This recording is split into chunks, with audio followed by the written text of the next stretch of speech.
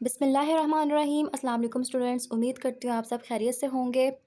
My self Anam Nawaz and I am a physiotherapy student. और आज का जो हमारा टॉपिक है वो हम लोग माइक्रोबायोलॉजी का जो चैप्टर हमने स्टार्ट किया था बेसिक वीरोलॉजी का, उसी को आगे कंटिन्यू करेंगे।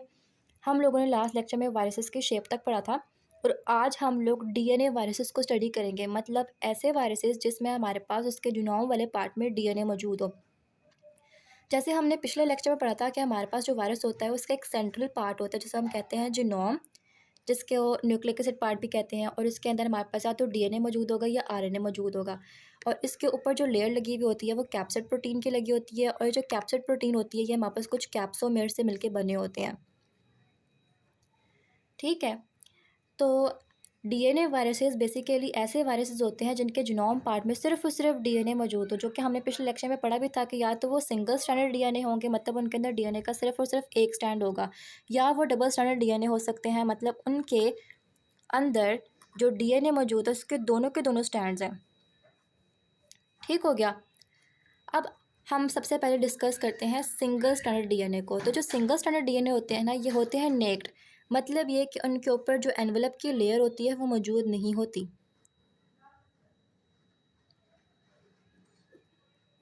ऐसे वायरसेस या ऐसे सिंगल स्ट्रैंडेड डीएनए वायरसेस जिनके ऊपर एनवेलप की लेयर मौजूद नहीं होती, सिर्फ और सिर्फ इनके आउटर रीजन पे कैप्सिड प्रोटीन मौजूद होगी, उसे हम लोग कहते हैं naked single stranded DNA virus. ठीक, जिसके एग्जांपल में हमारे पास आता है पार्वो वायरस। और ये पार्वो वायरस क्या करता है, बेसिकली ये हमारी बॉडी के अंदर गैस्ट्रो इंटेस्टाइनल ट्रैक के डिजीजेस कॉज करता है, जिसके ज़रिए से वॉमिटिंग वगैरह होती है, डायरिया होती है। और मोस्टली ये अनवैक्सीनेटेड डॉग्स को, जो लोगों ने पेट्स वगैरह रखे हुए होते हैं या जो कैट्स वगैरह रखी हुई होती है, उनके अंदर मोस्टली ये डिजीज़ होती है अगर उनको वैक्सीन नहीं दी गई। दूसरी जानिब आता है double standard DNA virus. Double standard DNA virus की बात करें तो या तो ये हमारे पास नेक्ड होंगे, मतलब इनके ऊपर एनवेलप लेयर मौजूद नहीं है सेम इसी की तरह, या फिर ये हमारे पास एनवेलप्ड होंगे, मतलब ये कि इनके अंदर एनवेलप लेयर मौजूद है इनके प्रोटीन कैप्सिड के ऊपर। ठीक है, तो देखते हैं हम लोग डबल स्टैंडर्ड डीएनए का नेक्ड वाला कि इसमें कौन कौन से हमारे पास वायरसेस वगैरह आते हैं। तो सबसे पहले आता है इसमें एडिनो वायरस। एडिनो वायरस क्या करता है, ये रिस्पायरेटरी इलनेस कॉज करता है, जैसे कि नमूनिया हो गया, हमारे लंग्स की इन्फेक्शन कॉज करता है, लंग्स को जाके अफेक्ट करता है। एडिनो वायरस का ये काम है। और ये इसके अंदर जो इसके जीनोम पार्ट है उसके अंदर डबल स्टैंडर्ड डीएनए मौजूद होता है। ठीक है, सेकेंड नंबर पे आता है हमारे पास इसमें पेपिलोमा वायरस। पेपिलोमा वायरस जो होता है ना, ये सेक्सुअली ट्रांसमिट होता है और ये सर्वाइकल कैंसर कॉज करता है फीमेल के अंदर। इसके अलावा ये वार्ड्स कॉज करते हैं, मतलब उनके क्या होता है, उनके जेनिटल एरिया पे जो है वो छोटे छोटे से बम्प्स बनने लग जाते हैं। ये ह्यूमन पेपिलोमा वायरस जो है वो कॉज करता है, एचपीवी के ज़रिए से होता है ह्यूमन पेपिलोमा वायरस। इसके जीनोम में भी हमारे पास डबल स्टैंडर्ड डीएनए मौजूद होता है और ये भी हमारे पास जो है वो नेक्ड यानी कि नॉन एल्युमिनल वायरस है। थर्ड नंबर में आता है पोलियोमा वायरस।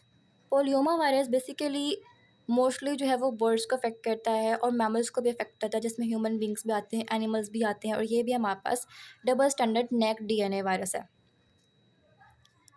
उसके बाद आता है एनवलप पार्ट डबल स्टैंडर्ड का, जिसके ऊपर एनवलप लेयर मौजूद होती है उसके प्रोटीन कैप्सिड के ऊपर। उसमें जो सबसे पहला वायरस है वो है पॉक्स वायरस। और पॉक्स वायरस नाम से पता चल रहा है कि स्मॉल पॉक्स कॉज करता है हम ह्यूमन बींग्स के अंदर। इसके अलावा हर्ब्स वायरस आता है जो कि हर्ब सिम्प्लेक्स वायरस होता है, साइटोमेगैलो कॉज करते हैं, एप्स्टीन बार वायरस कॉज करता है, वेरिसिला जूस्टर कॉज करता है। थर्ड नंबर आता है hepadna virus. Hepadna virus hepatitis D cause करता है। ठीक है, और चूँकि हेपेटाइटिस डी जो होता है वो लिवर को भी जो है वो अफेक्ट करता है, तो जाहिर सी बात है इसमें लिवर का इश्यूज़ भी आएंगे। तो यहाँ पे ये थी हमारे पास कुछ डीएनए वायरसेस। हमने पढ़ा कि डीएनए वायरसेस कौन कौन सी हैं, और उसमें सिंगल स्टैंडर्ड भी मौजूद है, उसमें डबल स्टैंडर्ड भी मौजूद है। ठीक है, सिंगल स्टैंडर्ड में हमारे पास नेक्ड वायरस होता है, मतलब उसके ऊपर कोई भी उसके प्रोटीन कैप्सिड के ऊपर कोई भी एनवलप की लेयर मौजूद नहीं होती। डबल स्टैंडर्ड में हमने पढ़ा कि इसमें हमारे पास नेक्ड वायरसेस भी होते हैं जिनके अंदर लेयर मौजूद नहीं है एनवलप की, और हमारे पास जो है वो एनवलप लेयर भी मौजूद है, उनके प्रोटीन कैप्सिड के ऊपर जो है वो एक लेयर लगी हुई है। उनके हम लोगों ने जो है वो वायरसेस के नाम पढ़े, फिर वो क्या कॉज कराते हैं ये पढ़ा। अब हम बात कर लेते हैं इनकी शेप्स की। ठीक है, तो अभी तक हमने जितने भी डीएनए वायरसेस पढ़े हैं बेसिकली इनकी जो शेप होती है ना वो आइकोसाहेड्रल होती है। आइकोसाहेड्रल सवाए पॉक्स वायरस के। ठीक है। बाकी जितने भी वायरस है, चाहे वो पर्वो वायरस है, चाहे वो एडिनो वायरस है, चाहे वो पेपिलोमा वायरस है, ठीक है, वो उनकी जो सारी की सारी शेप है ना वो आइकोसाहीड्रल है। मतलब ये कि इनके अंदर जो है वो 20 ट्रायंगुलर फेसेस है, जो हमने पिछले लेक्चर में पढ़ा था। इनके 12 कॉर्नर्स हैं।